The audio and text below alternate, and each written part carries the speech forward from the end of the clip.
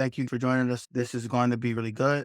For those seeing us on Facebook Live, if you want to join the conversation at the end, please hit the registration link I provided in the chat so you can ask questions and get the workbook. I'm going to really dig deep into the whole concept of the spirituality of leadership, and then we're going to talk about how it impacts individuals that you lead.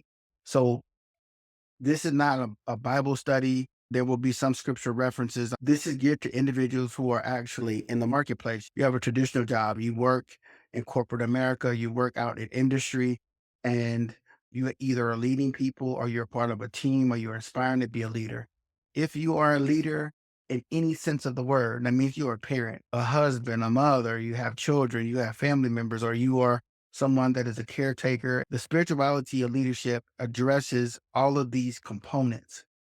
So, uh, the way that I want to start this conversation, I want to talk about the original point that I made last week. And when I said that leaders lead from their gifts and talents, but they also lead from the broken places. What that simply means is that all of us on here, you all have gifts and talents. There are things that we do that come natural to us. But also at the same time, there are things that we really struggle with. It also becomes a part of how we lead. And so when it comes to leadership, it doesn't matter if you are a parent or a spouse, or you're working in a department. If you don't deal with the things in your life on a constant basis, it will impact you and it will impact those who you lead. I said this and I'll say it before. It's very hard to tell people to go chase a mountain or to go up into a mountain or to lead people up in a mountain if you are afraid of heights, right? Oftentimes we lead from a place where we're really, really good, but when there are things in our life that challenge us, we revert to the things that make us afraid. When it comes to leadership, the hardest thing isn't getting the position or the title. The issue is when we get those positions and titles, the hard work is constantly dealing with the inward part of us. Last week we talked about spirit, soul, and body. In our spirit are the hidden places that people don't see, which cause us to make decisions within our soul, impacting the things we do in the more tangible place like our body. So we make decisions from a place that no one knows. And it manifests in decisions and actions. And those decisions and actions manifest itself in the natural. For example, if I'm afraid of heights, I'll act like I'm really, really good.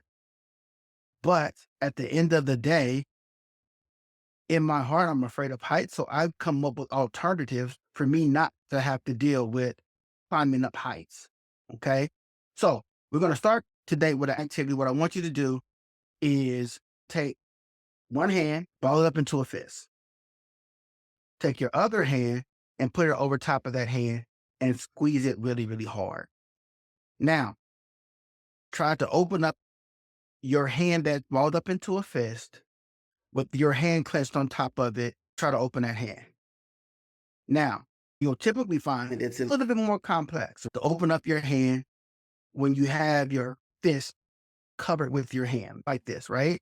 But now, if I release my hand lightly and I try to open up my fist, what happens? It's easier to do that, right?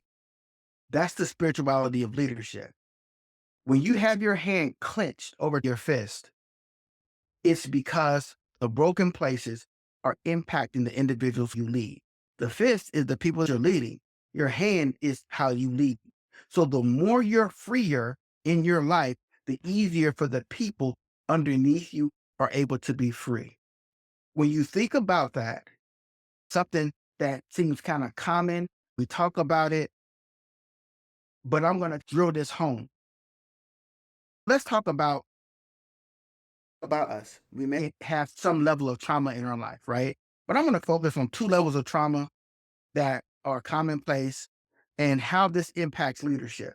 So let's deal with one element called rejection.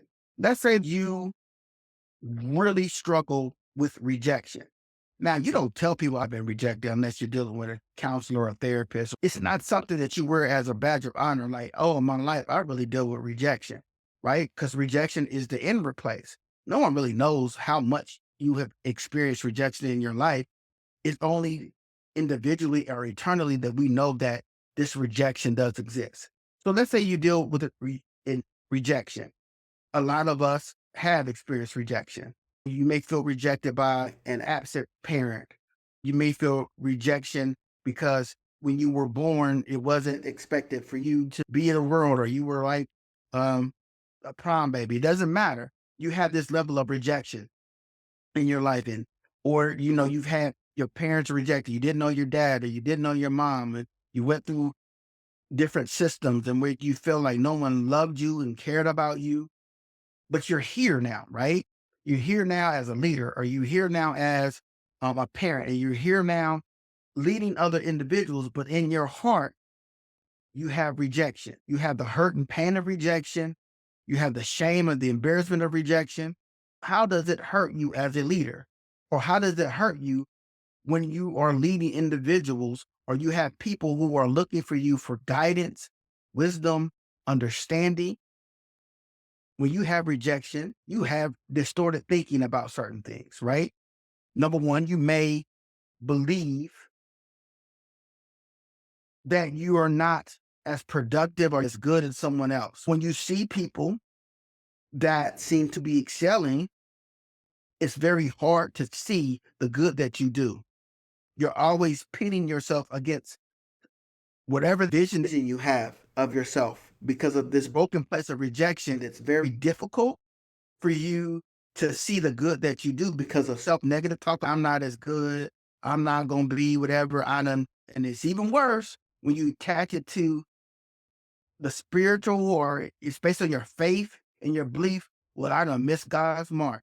You're always saying, I'll never live up to the way God wants me to live. And what happens is, because the root of rejection is there, it's hard for you to speak life over certain situations or see the positive in certain situations. How does it impact your people that you lead? If you feel rejected, or you always have something inside of you that has this internal turmoil that you're not as good, when you're leading people, and all leaders make mistakes or struggle or miss the mark, when you have people who are complaining against you, or have a complaint or constructive criticism, you internalize it, and then you lash out, or you say that everyone is a conspiracy, especially when you deal with rejection. Everything is a conspiracy against you. And it could be. People could say, oh, failure, whatever. But the issue isn't whether or not the outside world does it, it's how you internally deal with it, right? How do you internally deal when people are trying to compete against you? Well, if you have a spirit of rejection, you internalize and stop focusing on the good things, or sharpening your skills, or becoming the best you could possibly be. You spend all your time making calculated moves based on individuals that could or could not be inadvertently attacking you, right? I can give you a great example. There was a part of my life, let me back this up. When I'm not good inwardly as a leader, the people that I lead are not good. If I'm not good inwardly as a leader, the people that I lead are not good. I can look at times in my life where I was inwardly dealing with some things, and as a leader, it impacted the decisions that I was making, that impacted my team, right? So if I'm dealing with rejection and I'm struggling with that, or there's a part of me where I just don't feel good about what's happening in my life, and I don't feel that I'm accepted, and I feel rejected, or I feel like I'm a lone wolf, or no one understands me as a person, individual, and I really have a deep rooted heart of rejection, then I try to carry the entire team myself because I can control the narrative. I put myself in situations where I'm not creating ownership in the team. As a parent, if I'm dealing with rejection or feeling I'm good enough, it's hard to tell your child how great they are and to encourage them to live out their dreams, you're struggling with the fear of them getting hurt like you did when you felt rejected. These are the elements that, as a leader leading families and teams, the reason why you have to deal with the broken places is that it jeopardizes your ability to effectively lead others.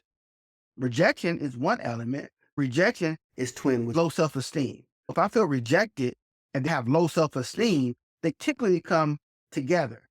If I'm really dealing with rejection and I have low self esteem, those two come together like a dynamic duo. So now I'm dealing with feeling rejected. And because I feel rejected, my self esteem is low. The self esteem part gives me the element of imposter syndrome. Now I'm really struggling because I have a position that I don't think I'm qualified for. I don't think I can be a good spouse. I can't be a good parent. I can't be a good leader. At some point, someone's going to see I'm a fraud. I'm not as good as it. Or I could be in a relationship and they may realize I'm not a good wife or I'm not a good husband. It develops into this murky thing that really robs us from being who we are, continuing the good work, and empowering the individuals around us to grow, right? Because if leadership covers people and you close it with a tight fist, and that tight fist is the broken places, because if I'm dealing with imposter syndrome and I'm dealing with rejection, I got to control this, right? But the more I get free and I understand who I am and operate in my gifts and talents, and I'm no longer functioning in the broken places, my grip on the people that I lead loosens up. My presence is still felt, but they are able to move and operate and do what they've been created to do.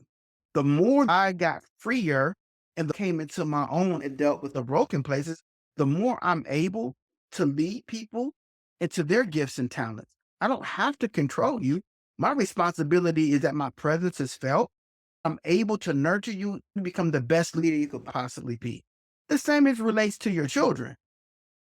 The more I came into my own, the more that I was able to deal with the inward places in my life that was broken, the better father and a better husband I became. If I'm dealing with rejection and if I'm dealing with these areas in my life, it's really hard to deal with a spouse because every time they make a mistake or they do things that don't make me happy, when you deal with rejection, you focus your whole world on someone else making you happy, right? But in relationships, when my wife does things I don't necessarily like, I don't take it as rejection. I'm able to talk about it. We are able to address it and move forward. But if I'm rejected, there's two things that happen. I'll ignore it. I'll build up a case and then I'll argue with it and then I'll take it personal. I don't able to address the situation. And by the time I have addressed it, it's a situation that's been rooted into something that is far deeper. Even as a parent, if I'm dealing with elements of rejection or low self-esteem and I don't feel good about myself, it's hard to tell my child to feel good about themselves if they watch me every single day, never saying good about me. I'm not smart. I can't do this. But the more you tell your kid, like, "Yo, you know what?" And they hear you, right? They hear what you say. They model what you say. They model the things that you are doing in your life. So if your child says that I can't, and here you say I can't, you know what? This is too hard for me. What happens is it becomes a part of their dialogue and it becomes a part of their mental ecosystem and becomes a part of their spirit. So now they're taking a point. Now that's going to be a whole teaching that'll happen in another month called Bloodlines. We talk about generational curses, but what ends up happening is it frames their thought process and how they operate and move, right? So all of a sudden they hear you say, I can't do, or I don't feel whatever. How many times do your children hear you say, man, I'm great. I'm going for greatness. I'm dope. I can do this. Look at me. I feel fly today. I'm looking good today. I'm feeling good, feeling great. We're about to make this happen. Do they see you spaz out? Now understand, you're a leader. Some of us have bosses that spaz out, right? Where is that coming from? Is it coming from an area in their life where they're struggling? Are they dealing with imposter syndrome? Are they afraid to lose their job because someone's going to realize that they're a fraud? Even in corporate America, there have been times where I realized that individuals who are leading and have positions and titles struggle with imposter syndrome. At some point, they're afraid that someone's going to realize that they're a fraud or they're not as good as what they put in their resume, or they're not as good as the interview that they had. All of us deal with these secret places, and leadership and the part of spirituality of leadership is the fact that we lead from our gifts and talents, but we also lead from the broken places. The goal is to work on the broken places so that we're able to lead people into greatness and to lead them into places where they need to be. I want to start that conversation because last week I was going through some things, but I really want you to understand the concept that the hard work of leadership, or the hard work that all of us should be on a journey on, is to fix the broken places so that the individuals who we lead, regardless if it's the department, the company that you have, or the family that you live in, lead from a place where we begin to really, really work at addressing the broken places so we're able to free ourselves and other individuals who are looking towards us for leadership. All right. So let's really dive into week 2, which deals with personal organizational values and leadership. So the definition of values, we have to take values as personal values and organizational values. Personal values are your core beliefs that guide individual decisions and actions. In your heart, as you deal with the broken places, part of the process of growing is values. What are your core beliefs that guide you as an individual to make decisions and actions? Think about the broken places, because the more you deal with the broken places, the clearer your values become. So let's face, for instance, one of the things that I personally value is service to humanity, or helping and supporting. I really value that. I believe that people are important. People are important to me. It guides my decisions, how I operate with people as a person, as a leader. If I value people, in your workbook, I want you to start writing down what your values are. I value people. I value service to humanity, servant leadership. I value people. That is one of my core beliefs. I make decisions as a leader that ultimately deal with the good of the people I'm serving. So if I value that, how does it look in my home? I value the needs of not only my spouse, but also my child. I tend to put them first over myself. I make decisions based on the fact that I value them and I feel that I'm serving my family. I serve them and they serve others. I don't spend a lot of time expecting my wife and child to serve me. I serve them because that is a value that I have. I make decisions based on how it's core to me. How do I flip that into leadership of corporate America? If I value people, when I become a leader or decide to work for a company, I have to decide whether that company values people. If the company struggles with valuing people, it goes against my core beliefs. It doesn't mean you quit the next day, but at some point, you have to decide whether the company's values and your values match. Values are vital because I lead from my values. When I'm leading a department or anyone who has experienced my leadership, I value people. It doesn't matter who a person is. It doesn't matter their job and title. They have a seat at the table because I value what you say. I value your input. I value what you think, not about me, but whether or not I provided needed value to your life and to what I presented or how I'm leading. Now, here's a crutch. If I deal with rejection or low self-esteem, the problem is that I'm valuing my effort to help support the team, but I'm not trying to get from my team. What I have to work towards is not wanting my team to validate me. Growth is I value people, but if I'm leading from a broken place in my life, because I value and I serve people, oftentimes in leadership, if that's one of your core values, You're not necessarily leading people. You want people to co-sign you. You want to be people's friends. Oh, I'm very much a leader. I do have critical conversations. I do tell people when they're not doing things up to my level of expectations. But it took me growth because I core value people. It's a part of who I am as a person. But my growth was dealing with the broken places. I'm not looking for people who I lead to like me. I'm not looking for people that I lead to validate me as a person. I've learned how to co-sign myself. So the thing about it is that as you are leading people, your gifts and talents and your core beliefs become very important.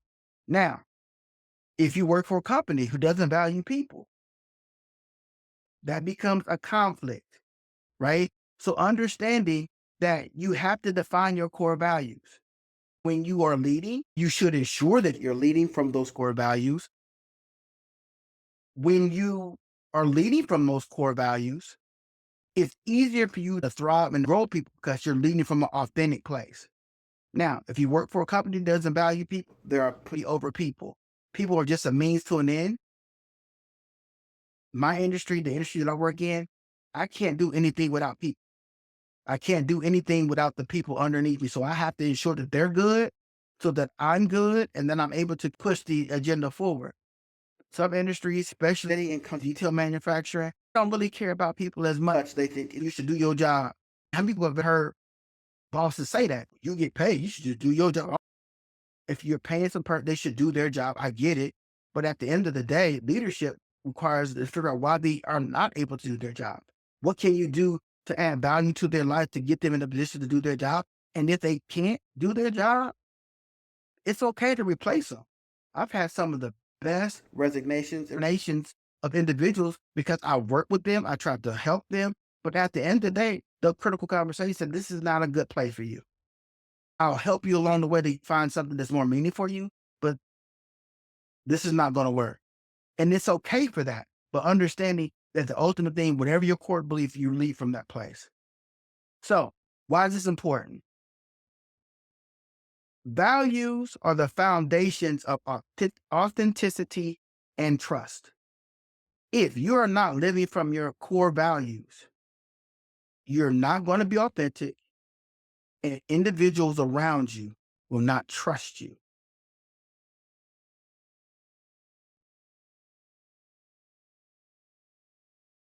If you're false being nice or you're false being kind and you're saying the right thing, eventually everyone knows that is not authentically who you are. And because you're not authentic, you will never be trusted. If someone knows you're afraid of heights and you tell them to chase the mountain and they know you are not authentic because you are scared of heights, they won't follow you up the mountain because they will never trust you. Some of us have had bosses, supervisors, people in our lives where you know who they truly were and you couldn't follow them because you didn't trust them. You can think about a relationship you may have had. They painted a good picture. You start getting involved in a relationship. Uh, yeah, that's a good one too. Um, they serve their true self and you start not trusting them. If you don't lead from your values, you don't trust yourself. Learning how to lead from your values is critically important. Being authentic to your values is critically important for those that you lead. You never want to be in a position where your core values are not front and center in your life. Okay. If you don't have clear values, decision making will be impacted. Your decisions will be impacted based upon your values. I value people. I make decisions based upon people. Now, if I value productivity and don't care about people, or I pretend to care about people, but really in my heart, I'm really about productivity, I'll tell someone, take the day off, go spend time with your family. But I put a note in my notebook, oh, they don't like to work real hard. So when they come back to work, I'm going to treat them some kind of way, or I'm going to find fault in them why they left. Because at the end of the day, I acted like I cared about them individually, but I really didn't. It's false values. And what happens is, how many people have ever had that? A boss tells you to take off, your boss tells you to take off. Oh, take care of yourself. Your mental health is important. And then when you come back, they treat you just as bad when you came back than when you left. Because you asked them, I don't feel good today. I need to go home. But when you came back, it's like the work you had was double and they found something to be negative about when you came back after they told you to go home. Have you ever had that happen before? Probably so, yes. It happens, right? They act like they care about you. They say that your mental health is important, but when you come back after the day they told you to go, they want to have a critical conversation about something you're not doing right, right? So when you think about that, if I value people and I say, hey, take a day off, we'll come back and revisit this on when you come back. I didn't spend that time trying to figure out why you took a day off. I really cared about your well-being because I know we have a relationship that you're going to get the end game because we've worked towards that and you understand the expectations. Alignment of values with actions fosters credibility and integrity. There are a lot of people who are not living their values and it's costing them their credibility and integrity. We talked about credibility and integrity last week. Credibility and integrity are vital. It's more important to me that I have a level of credibility and integrity than to be liked. I want people to understand that I'm credible. I am who I am. I say what I mean. I live my core values. When I make mistakes, I apologize. Even if I'm not in a good space and I made a wrong decision, I own that because credibility and integrity are important to me. Having people who look to me for leadership means I can get more productivity from them when they understand I built credibility and integrity with them. Over time, the reason if I say we need to go right, they trust my ability to go right. They don't question me asking for right because I've developed credibility and integrity with them because I've led through my core values. I've modeled my core values. I've tried to share with them my core values. So that's important. So this week, I want you to work towards reflecting on your values and your roles in leadership. It could be as a parent, for an organization, or what are your core values? How you're leading your team, implementing your role as a parent or spouse. How are your core values align to your personal or organizational values? Systems or tools to ensure that you are sustaining those values. How do you create systems and tools to sustain those values? How are you creating the environment in your house and your home, your company, your organization, with your team that is based upon sustaining those core values that are important to you as you lead them forward? Okay. So now let's shift to understanding your personal values. Your personal values influence your decisions, interactions, and your priorities. The consequences of being out of alignment with your personal values will impact everything in your life. So even your personal values influence decisions, interactions, and priorities. For example, if you value family, those decisions you make will be based on those who have, but prioritize them. But if it's your core beliefs, how do you make decisions based on those priorities? And what happens when you make decisions that are out of aligning with those core values? Here's an example, and you see it oftentimes in movies, but I've seen it happen in real life, especially in leadership. There are times in my career and in my life that I had to make vital decisions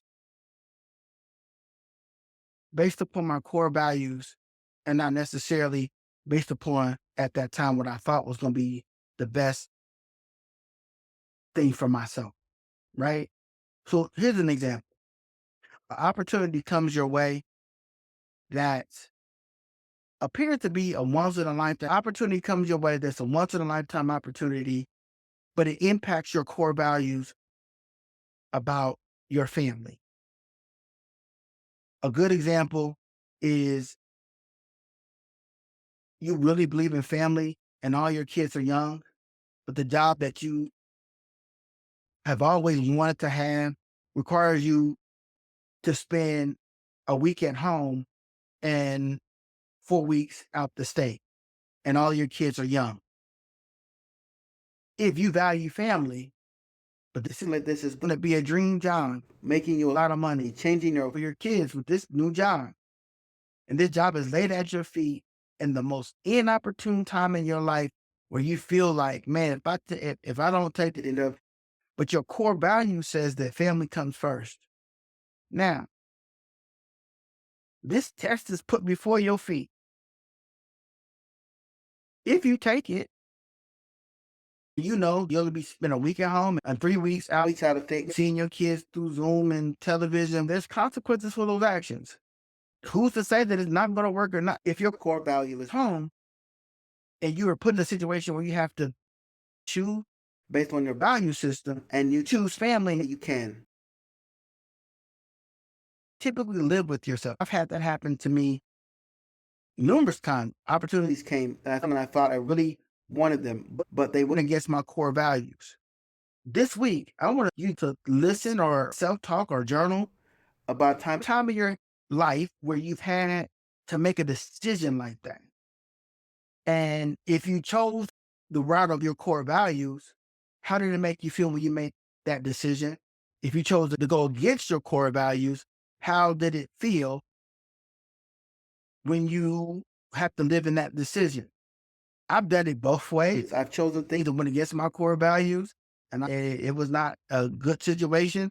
I've chosen decisions that were based upon my core values.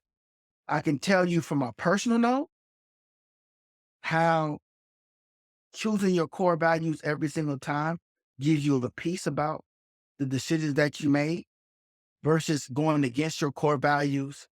And it's really good because we can always justify it like, oh, this seems like this is a blessing, Lord. But in your heart, you already know this is not what it's supposed to happen. So this week, I want you to kind of work through that process. How did it make you feel as a leader? You have to make a decision based upon your core values.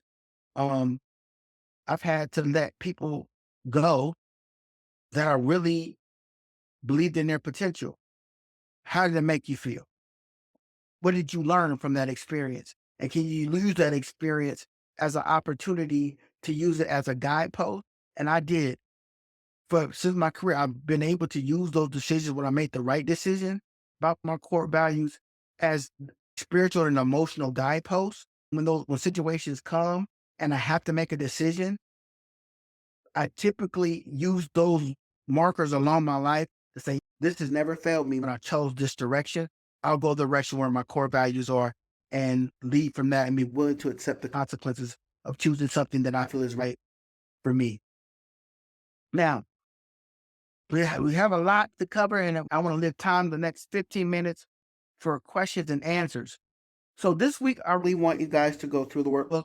I want you to talk about values in your leadership practices. How does it benefit the alignments and identifying misalignments in your life?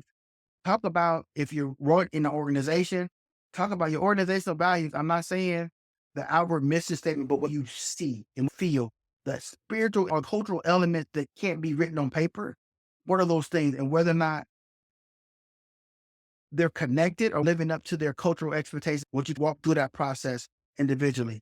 Spend some week and it's in your workbook, developing strategies for building up your value systems. What things can you put in place? There's some personal things that I suggest you do. Definitely, I spend a lot of time meditation and praying. You're journaling. If you journaling, do you have people who you work with or you connect with that will help you work through those processes through the inward work? But this week, go through this because next week we're gonna have a special surprise. But next week, the surprise I'm not finished with it yet. You'll have a special surprise next week, and on top of that, you're not going to want to miss it because it's going to tie into the spirituality and leadership. We talked a lot about personal vision, but we're going to talk at a higher level about things that happen in corporations and companies to deal with the spirituality. So you don't want to miss it. Um, I'm going to open it up for questions. If you want to ask questions or you have comments, definitely the time is now. I can answer your questions for the next remaining minutes.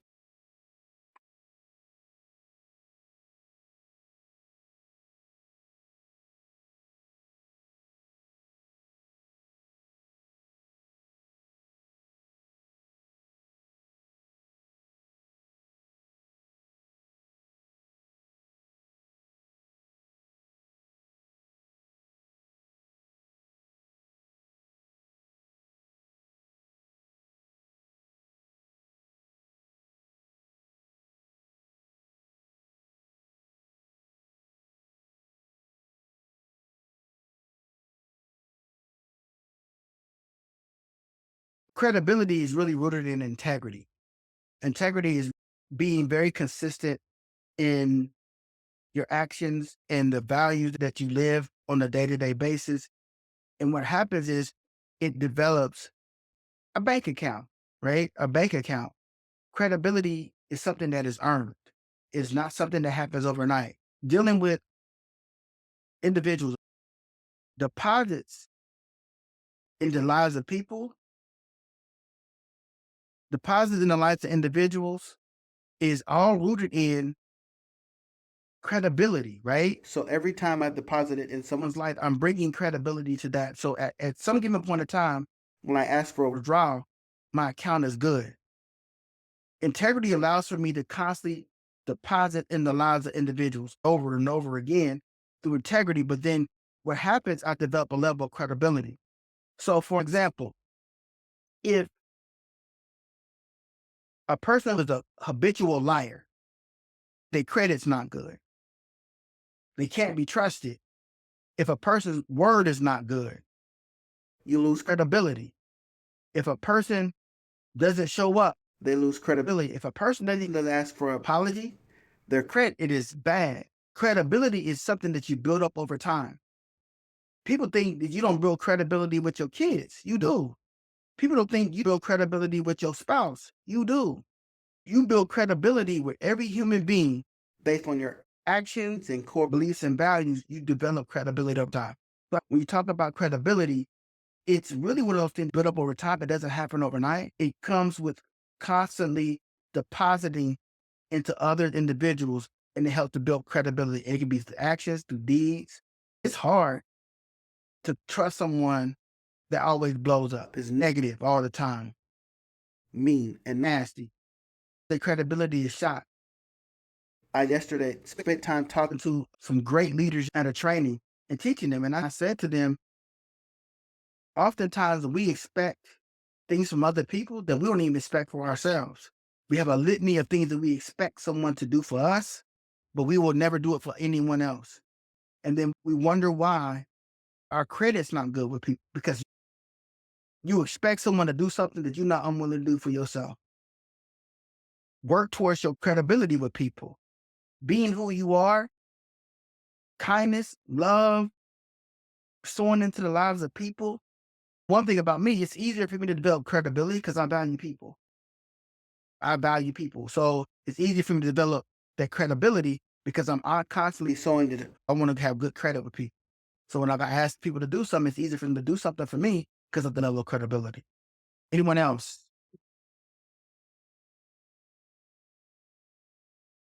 Any more questions? Josh, if you're on, I'll send you a link to the workbook as well. I'll send it to you. I'll put it in the chat. It says, any more questions?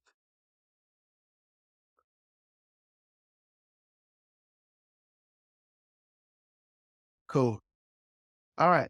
Thank you for joining us. If you go to our website, Avodah Dynamics, there's a link that says register for next week. This is for weeks of the spirituality of leadership. If you register and you didn't get the workbook, I'll send you the workbook as a link and you'll have it for next week.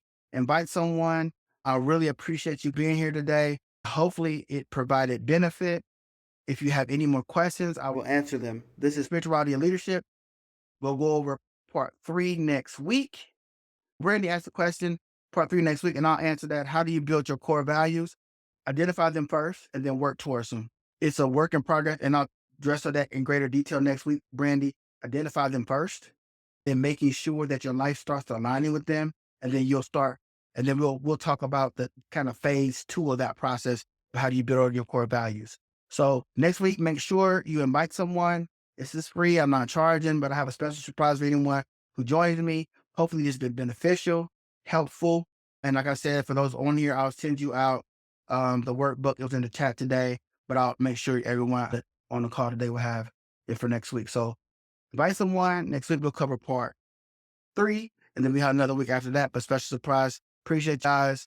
Thank you so much, and enjoy your Saturday and digging out snow, especially if you're in the Midwest. I love you guys. Have a good week. Bye.